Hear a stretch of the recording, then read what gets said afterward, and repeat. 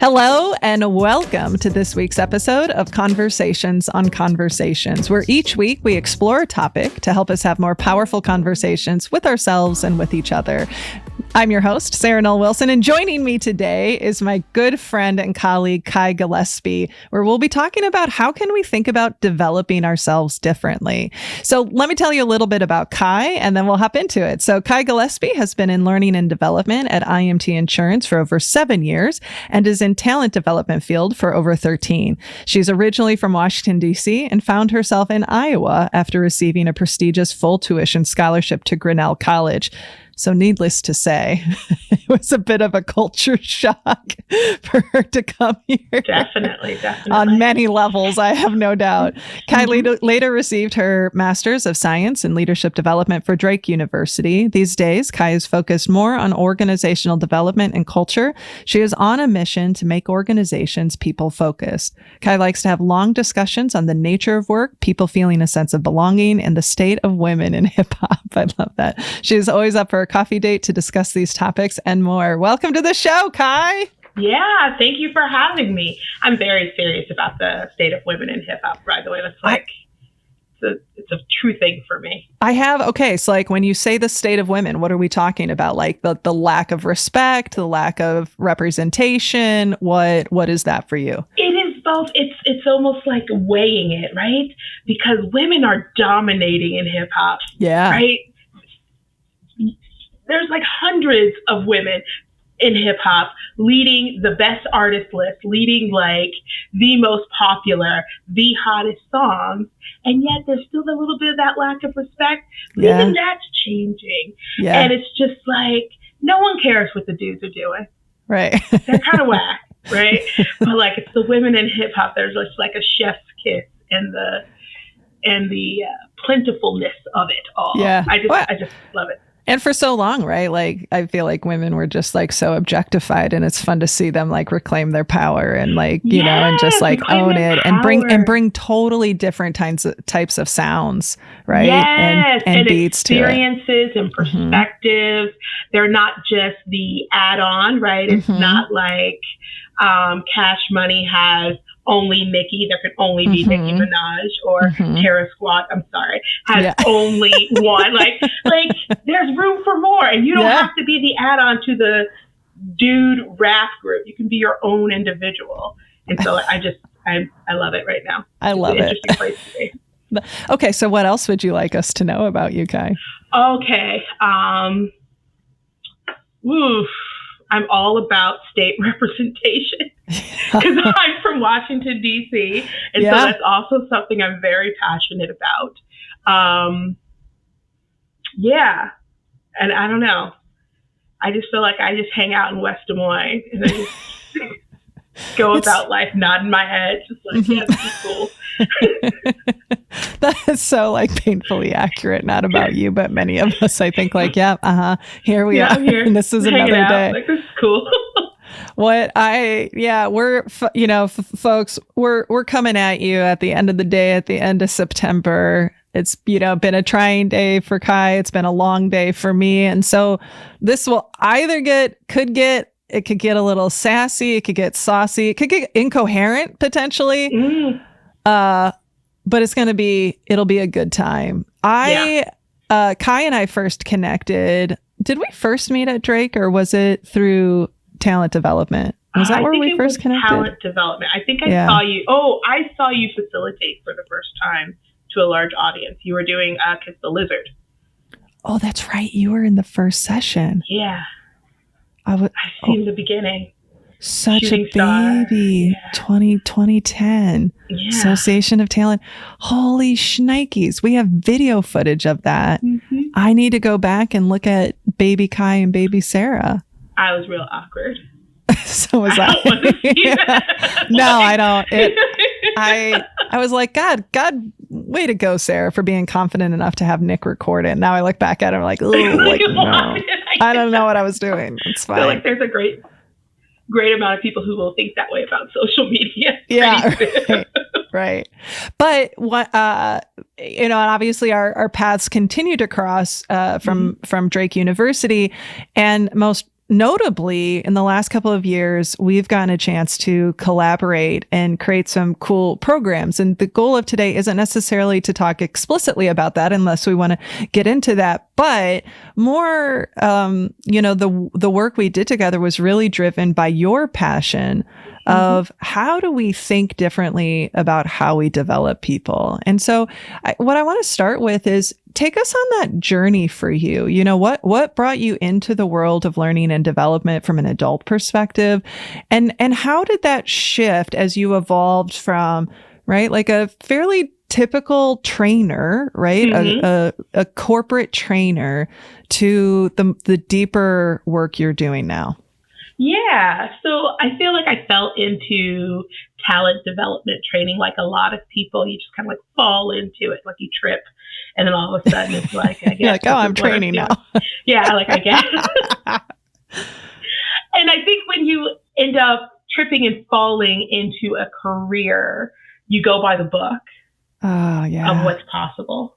And I get that. You got to learn the basics. You got to learn what was done before. But I feel like specifically to when it comes to the work of developing others in corporate settings, it's very narrow scope. Understandably so. You're looking for increased productivity. What kind of end product do I need to get from a corporate standpoint? And so that's kind of was my thought process for many, many years. And in the Drake program, I had a professor ask the question, what's the nature of work?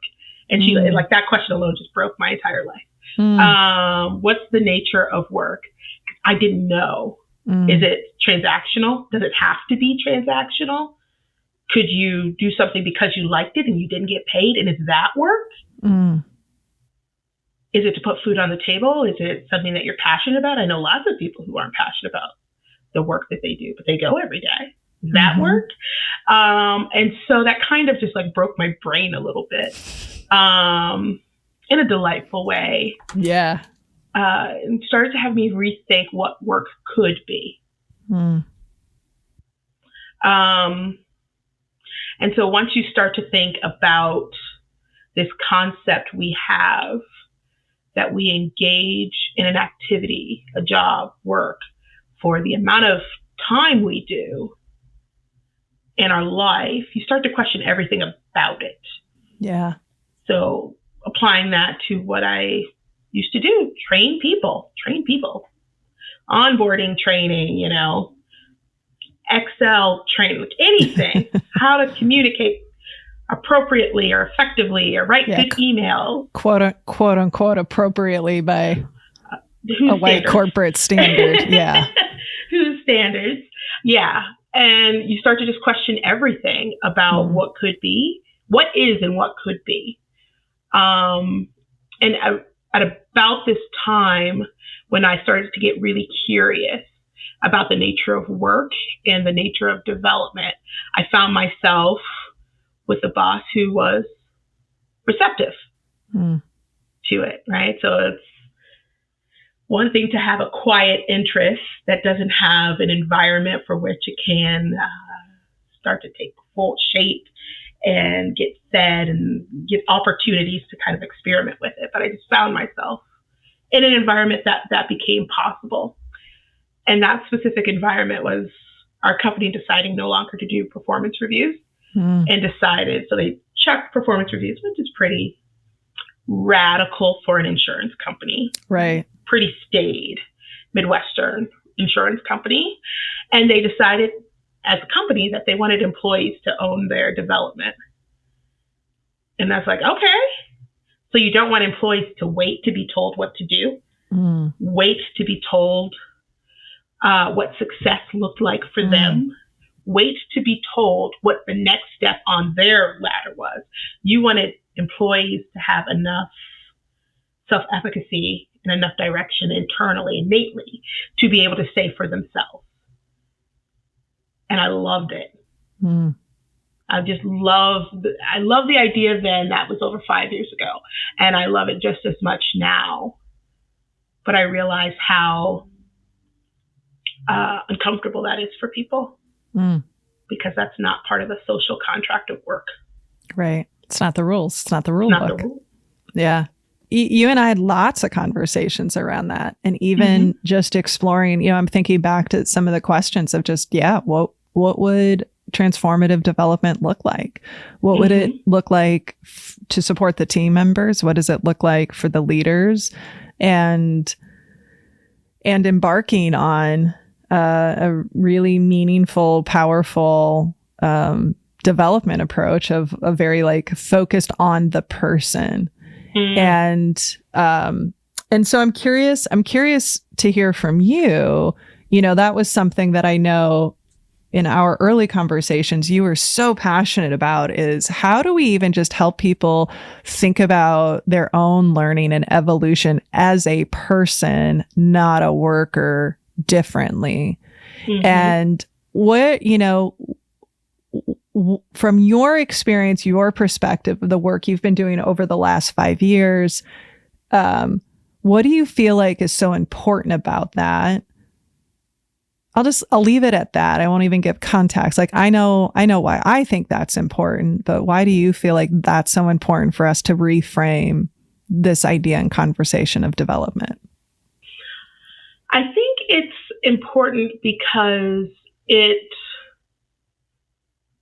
allows space for the individual, which previously in work settings we didn't allow. And that's something that's very important to me, simply because I have learned over these last 5 years, I think COVID definitely highlighted that we are people first. And that is who we are pouring into. That's who we're giving space so that they can pour into themselves, which I think is the most critical thing. And I think the reality of it is that a lot of development programs, performance management programs are broken because it's telling people who they should be rather than listening to who people are and giving them space to decide for themselves. I was talking to someone and they mentioned a succession plan, where it's like, oh yeah, I think so-and-so would be really good for management. Have you told them? No. Do you know if they want it? No. That's inherently flawed. Yeah. Inherently flawed, regardless of if that individual wanted it. This top-down approach of development. I am developing you to be what I want you to be. What? What kind of corporate you said you weren't going to bring any wisdom to the conversation.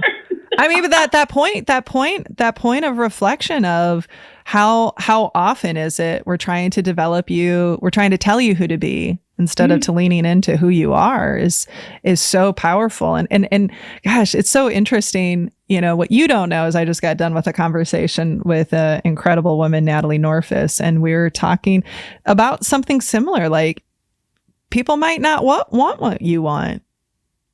And how do you be okay with that? And how do you check in with them to be like, what would success look like for you here in this role, in this company?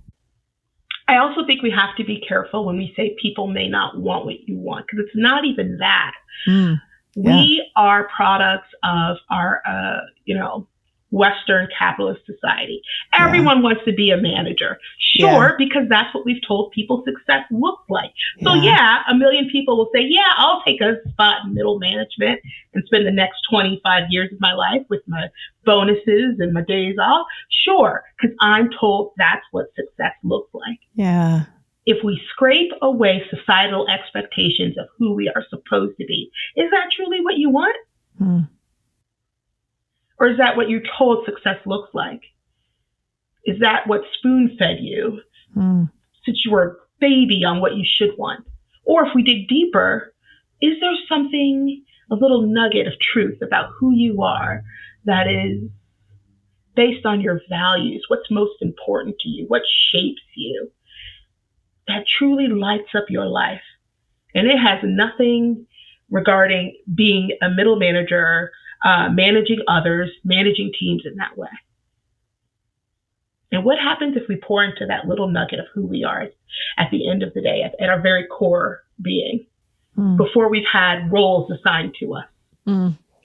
by other people, right? What if we pour into that and we unleash that in office? And I even want to rephrase the idea that we unleash it. We give permission, or we give space for others to unleash that within our offices, within our companies. Yeah, that's not me doing it to you, but like you have the space to do it for yourself. Yeah. Instead, I am giving you space to be who you are, wholly, freely, at the end of the day.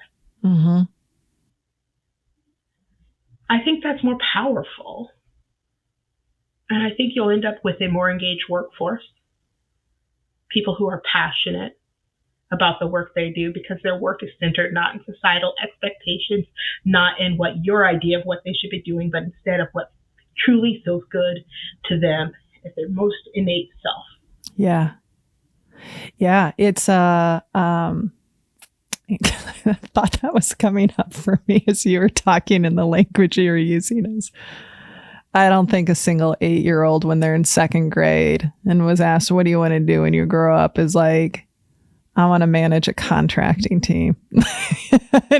Insurance, I always joke, like, having spent most of my career in insurance, insurance isn't sexy. My daughter wanted to be a village inn waitress. Oh, I love it. Well, so let's. That was hard for me. I'm gonna admit that was hard for me. Why? Like, say more. Because I talk like so openly about like, yes, excuse societal expectations, and I'm like, girl, how are you gonna take care of me in retirement on a waitress salary? I'm gonna need something more than pie.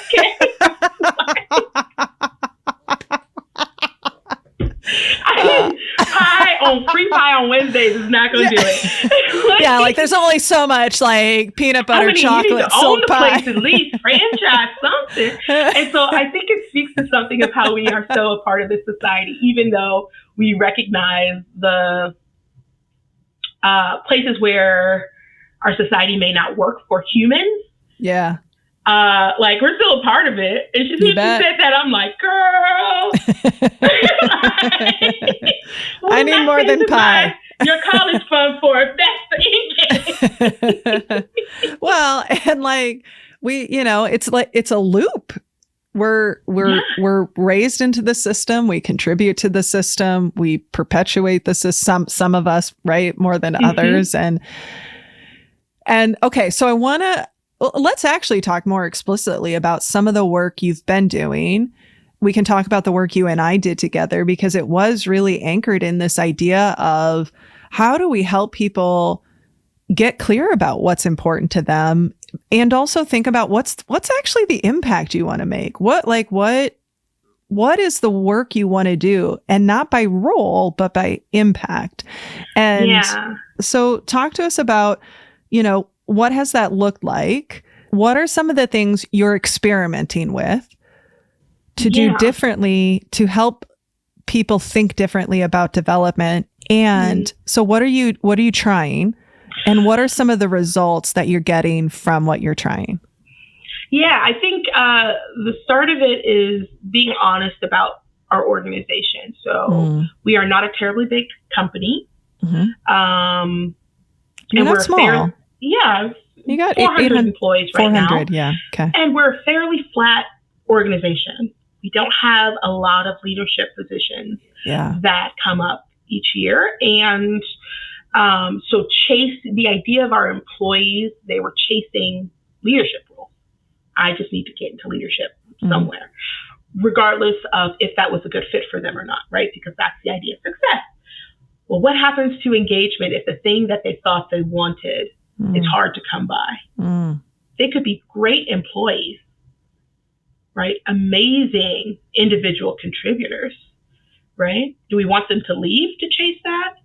Or do we want to help foster an environment that is less focused on the role you have, right? Your title, positional power, and instead focus on the impact we want to make, and are we able to live that impact in whatever role we are in?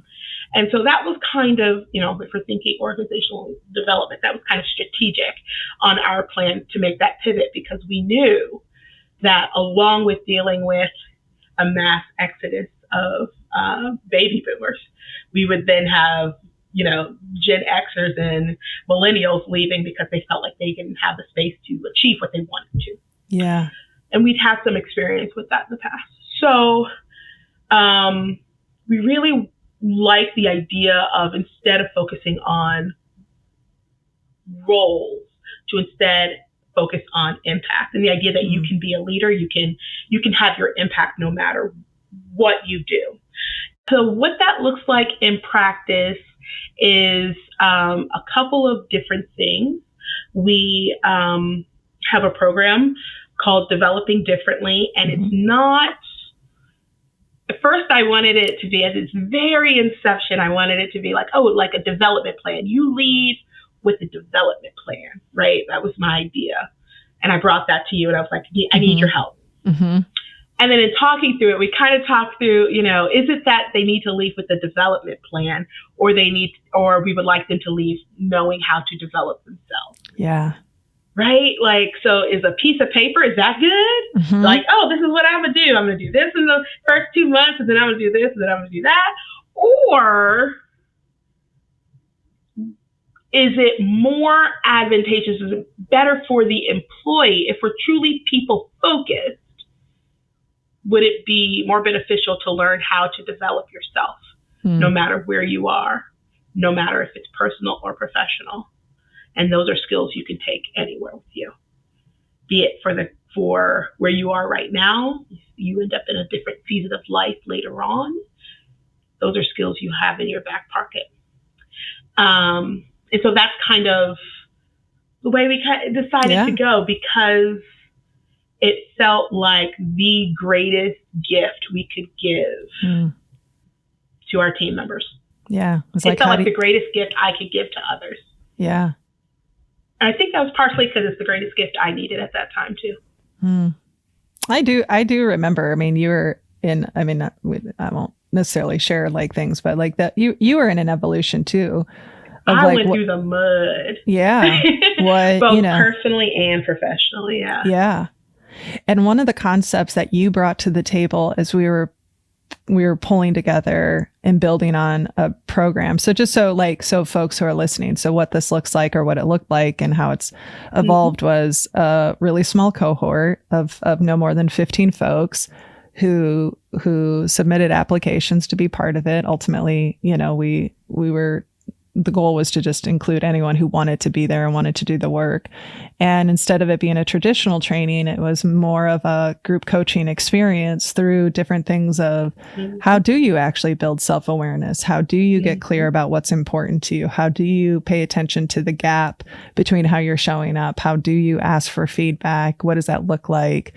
And one of the concepts that you brought to our work that was really transformative was the image and the idea of the Sankofa bird. And I wonder if you'd be willing to talk about that with the audience. That has such a special part in my life. So I grew up in Washington, D.C., born in the 80s, grew up in the 90s, in an era where D.C. was considered chocolate city because it's 70% Black, right? So drastically different than Iowa. When I came to Iowa, a friend said, "Are you a lone chocolate chip in a sea of vanilla?" That's how she described it.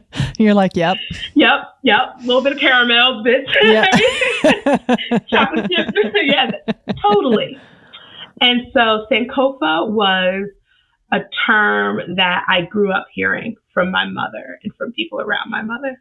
My mother had, I called her back to Africa phase. And so I definitely was raised with the concept.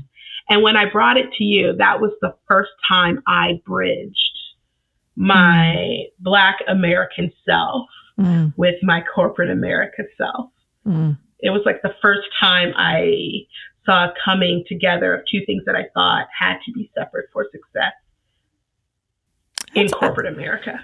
I don't know that you and I've ever talked about it in that way, but it was so I appreciate you sharing that. And also there's a sadness there and also a happiness, because I know that, again, going back to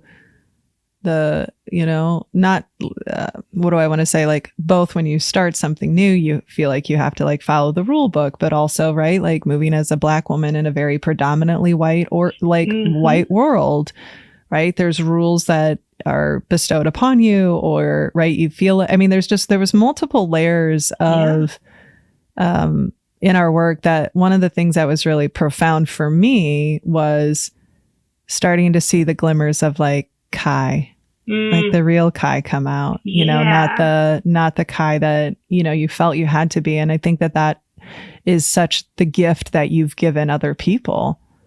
Thank you for that. It's definitely been a long time coming, but so like, that's why that moment is very important to me. Yeah. So for people who are unfamiliar with the Sankofa, talk to us about what it is and the origin with your mom. Yeah, it's a saying from a tribe in Ghana, and it is of, well, I'll explain it because I just did. Here, remember this? Yeah, look at that, baby.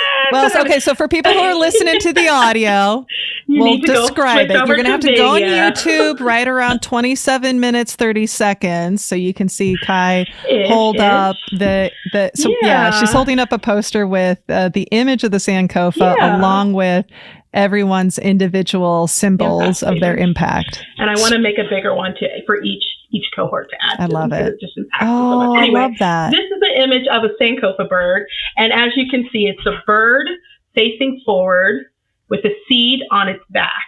And the idea is that you take the seeds from the past, you look back into the past to take the seeds, the learning from the past, to help ground you in where you are right now. So that way you can walk with more sure footing into the future. Right.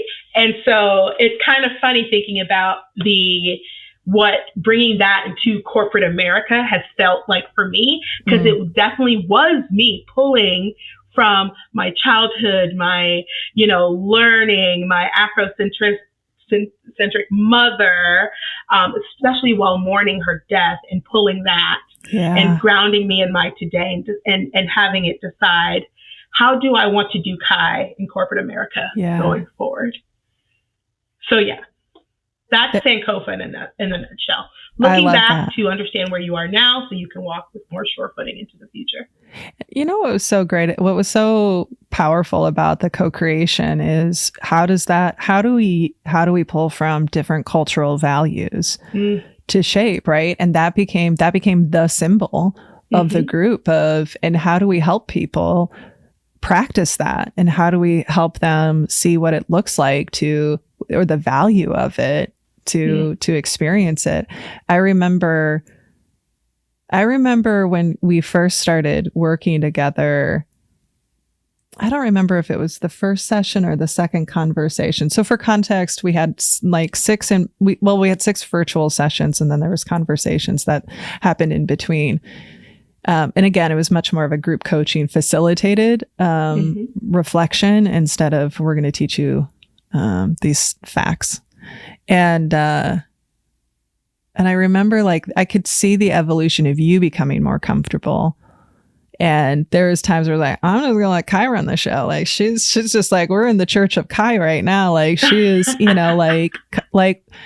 it makes me think of my friend Bonnie. She always says, what comes from the heart touches the heart. And it was a really beautiful, from my perspective, like, I don't know if shedding is the right visual, but again, it was just these like moments of power, right? Like the more you stepped in and really,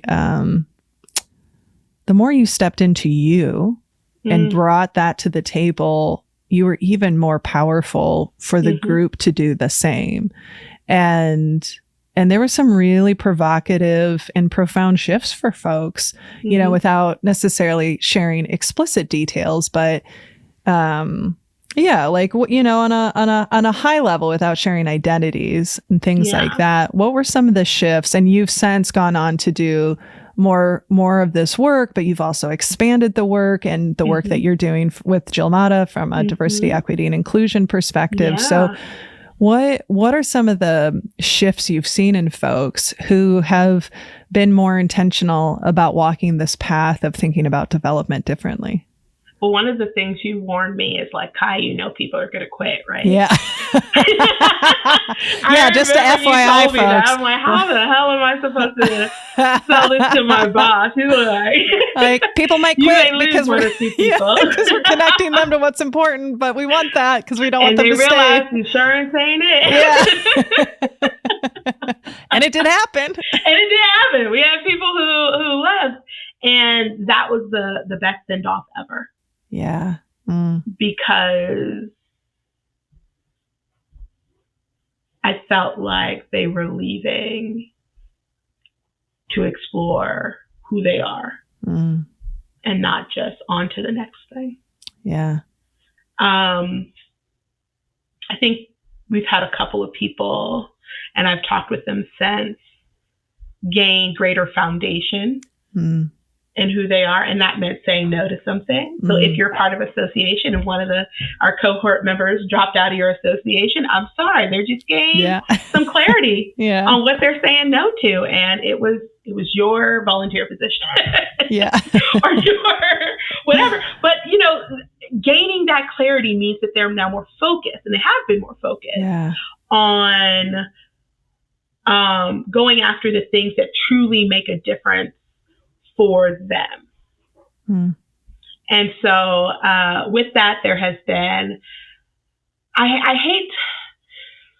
hate the idea of selling programs like developing differently as like, bring it to your company because then your employees will be more engaged. But there were findings from our research that employees left that program feeling more connected to our company because they were able to not only pinpoint their values and what was important to them, but start to realize how they can live their values where they worked, right? And so one of the things that will always stick with me is that it's less important what a company's values are and more important if a person can live their values at the company they work, right? And so that window gave our employees an opportunity to do that. And so it's like, I hate to sell, like, get this program, your employees will love you. But there is, because we saw the same thing at my last company where we designed the initial like prototype of this that obviously we evolved in our work together. We've seen it in others. The thing that I will say though is work like this, if your end goal is ultimately still a transaction of getting more out of people, that will never feel authentic to people.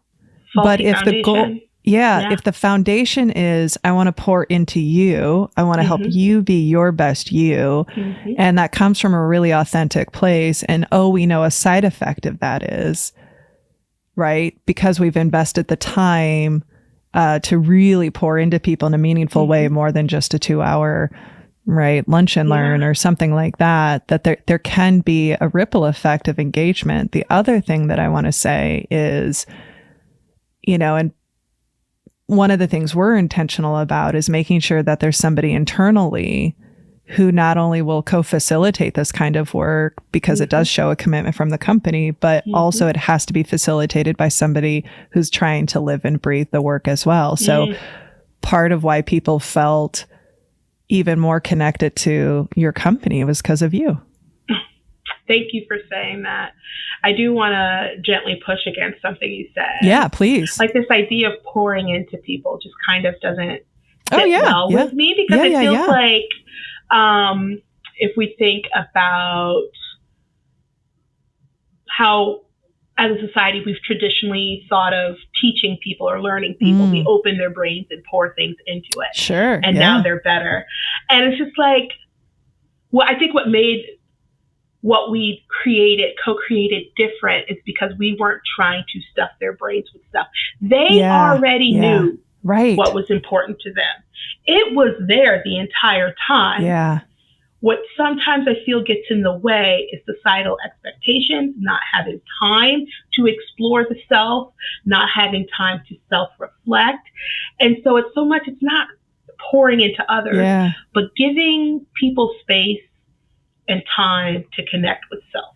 Yeah. No, I appreciate that pushback against language, right? And this is something we're trying to be more intentional about in our own work, is that language is so subjective. And I think that for me, when I think of being poured into, it's more the like given the space Ooh. to, So there right? Is that space. Right. So it's like I'm when I feel poured into, so I was like, yeah, that's good. I need to think about my language here of like, it's not us pouring into you, pouring insights and information, but it's like, we're loving on you.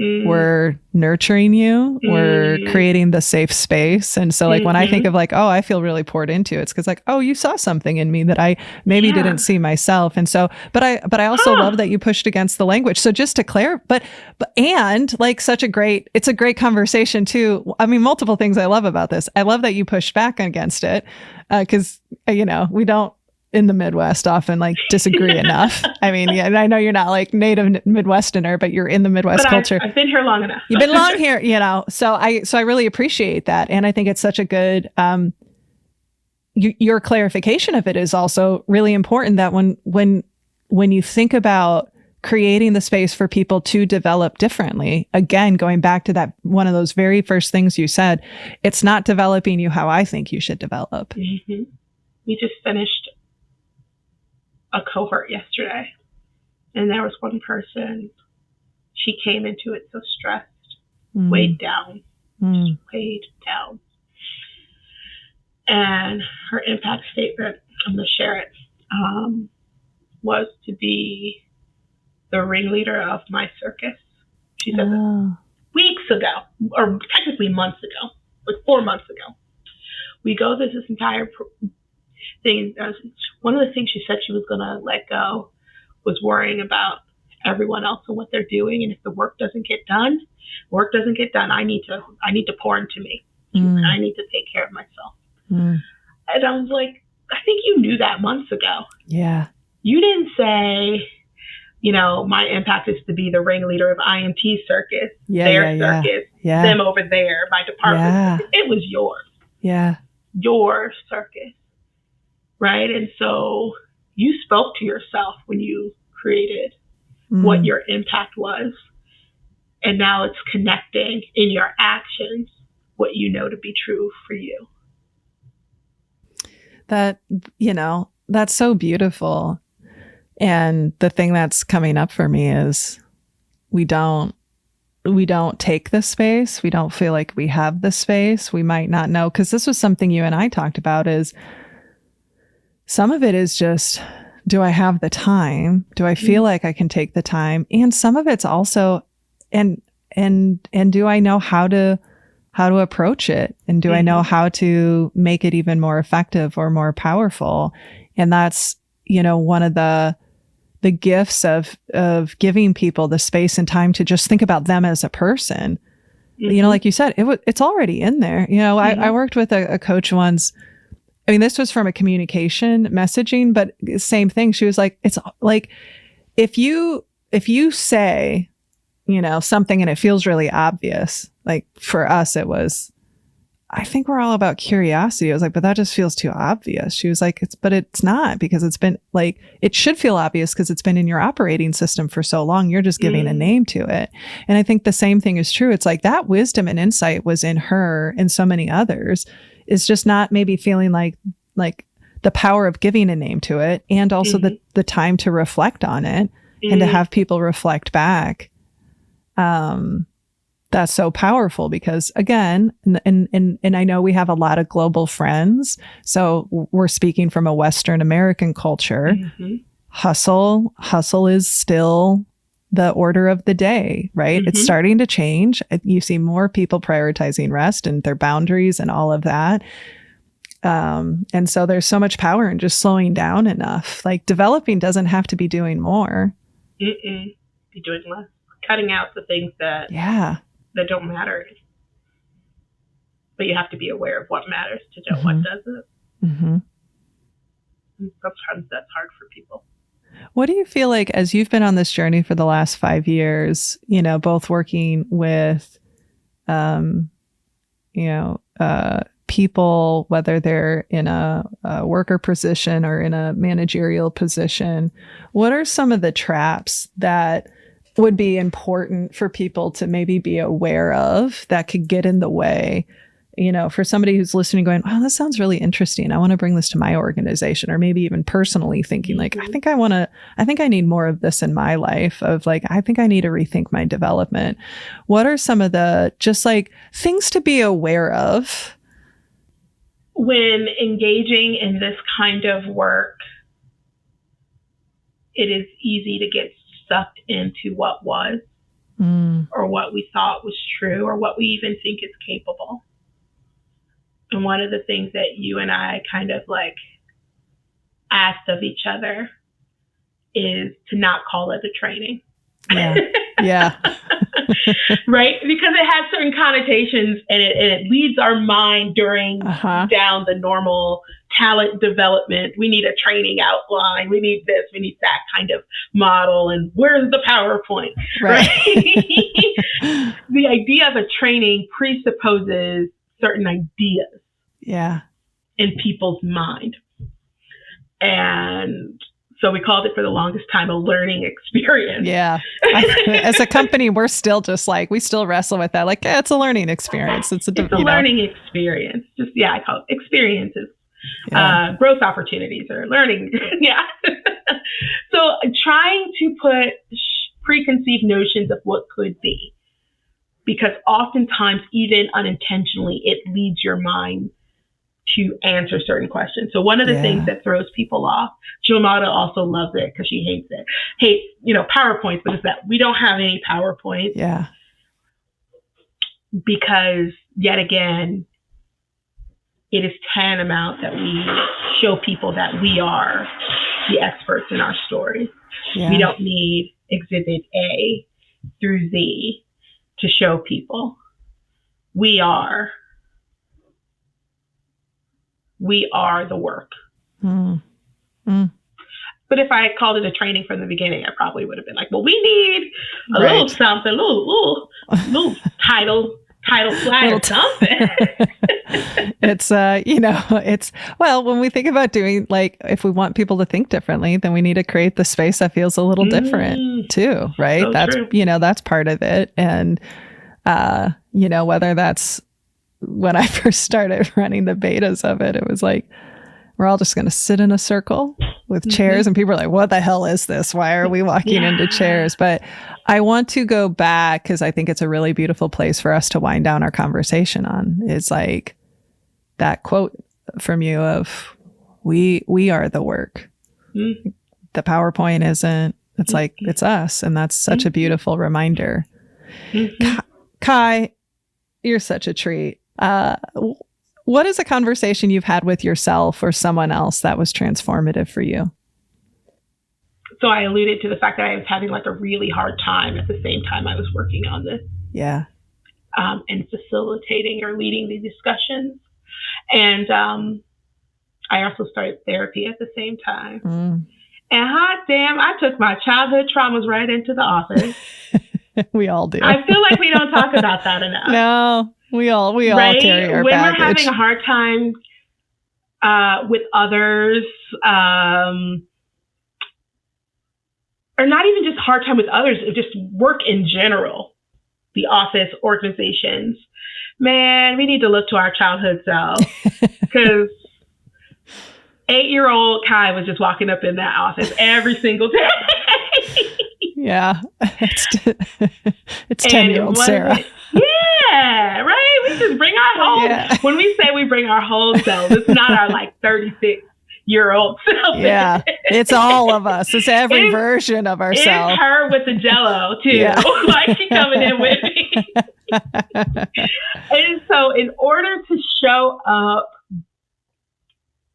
as my best self, and you're like, oh, like you're like glowing and all this stuff. In order to be able to get there, I had to begin to unpack it. I had to address my childhood traumas. And so I know that, there are people in this world who still believe that mental health is something that does not affect how you show up in the workplace, or that you leave, your personal life at the door. And it's not like I ever believed it, but I didn't know 8-year-old Kai was coming in too. Yeah. I just thought my mental health, my, what was going in my life at that moment. I didn't realize my daddy issues was coming in with me. Sure. Yeah. And my abandonment issues. And that was taking forefront in how I dealt with others, and how I related to others, and how, I showed up in that way. Mm. Yeah. That's beautiful. That would be the one realization in the conversation I've held with myself and my therapist. Yeah. Yeah. God, everyone needs a therapist. Everyone needs a really good therapist. Yeah. Kai, thank you for coming to the show. Thank you for being my friend. Thank you for all of our journeys together. If people are interested in connecting with you to have conversations about development, about inclusion and belonging, about the state of women in hip hop, about this work you're doing, what is the best way for people to connect with you? I'm in the streets. Just nodding my head. Like really, if you like, so like I say, you can connect with me on LinkedIn, and like, sure, but like, I'm not one of those like pictures everywhere LinkedIn people. I'm literally just like nodding my head. Like, I like that. That was good. Right? But like, I'm available. I'm just kind of I don't know. I'm on LinkedIn. I'm on Facebook. I'm on Instagram. I hardly share anything, but we'll share your message. We'll share your LinkedIn profile in the notes, because if you're interested in just learning more about Kai's journey and the work that she's doing, that's so outstanding. Definitely reach out to her. Just thanks, Kai. Thanks for being you and inviting me on this journey. And I love how you've continued to evolve the work, and they're really, really lucky and fortunate to have you. I'm fortunate to have you in my circle. I feel like you have always embodied uplifting others. And it's always been like something that I have always been impressed by. And it always seems to just come so natural to you to share the microphone and give space to others. And since the first time I met you with, kissing the lizard, it was just like, ooh, she got it. Thanks. I appreciate so now that. Seeing you, like, you got it. You got it. You've supported me on my journey, and right, like you've been. You literally were a part of, baby Sarah, and we've been able to help each other step into our whole selves, because it is just better. It's so much better. And if you ever see Kai and I meet at a conference, there's usually some kind of dance walk up to each other, and lots of hugs, and so you're amazing. Thank you. Thank you for being on the show, my love. Oh, no problem. Our guest this week has been Kai Gillespie, and one of the things I'm really holding on to is this idea of we're the work. That's pushing me to think about how we facilitate our conversations now, and some opportunities to better shine a light on that. So that's something I'm definitely holding on to amongst the other things. But we also want to hear from you. What resonated? What came up for you? What questions are you thinking about? You can always reach out to me at podcast@sarahnollwilson.com, and I will respond. Or you can send me a message on social media, where my DMs are always open. I'm frequently found on LinkedIn these days. And if you haven't already, please be sure to rate, review, and subscribe to the show on your preferred podcast platform. This helps us increase exposure so that we can continue to bring on great guests like Kai Gillespie. And if you're interested in supporting the show from a financial perspective, we also welcome that, because it supports the team. You can do that by becoming a patron by going to patreon.com/conversations on conversations, where not only you'll support the team that makes this show possible, you'll also get some pretty great swag. Speaking of the team, let's give a big shout out to the crew that helps make the show possible. So to our producer, Nick Wilson, to our editor, Drew Knoll, to our transcriptionist, Becky Reinert, to our marketing consultant, Jessica Burge, and the rest of the Snowco crew, thank you so much. And just another wholehearted thank you for Kai Gillespie for joining us today and sharing her journey on thinking about developing differently. This has been Conversations on Conversations. When we can change the conversations we have with ourselves and others, we can change the world. So my friends, thank you for listening. Please be sure to rest, rehydrate, and I'll see you again next week.